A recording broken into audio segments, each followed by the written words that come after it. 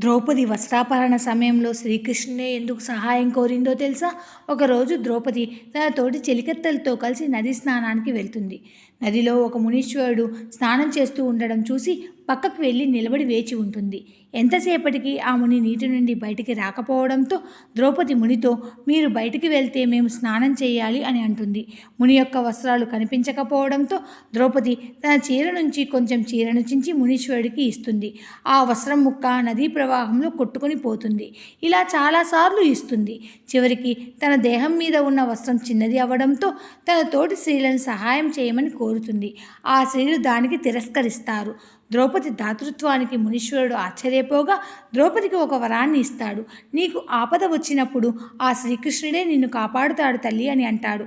అప్పుడు పొందిన వరం ఫలితంగానే శ్రీకృష్ణుడు ద్రౌపది యొక్క వస్త్రాపహరణ సమయంలో ద్రౌపదిని కాపాడుతాడు. జై శ్రీకృష్ణ.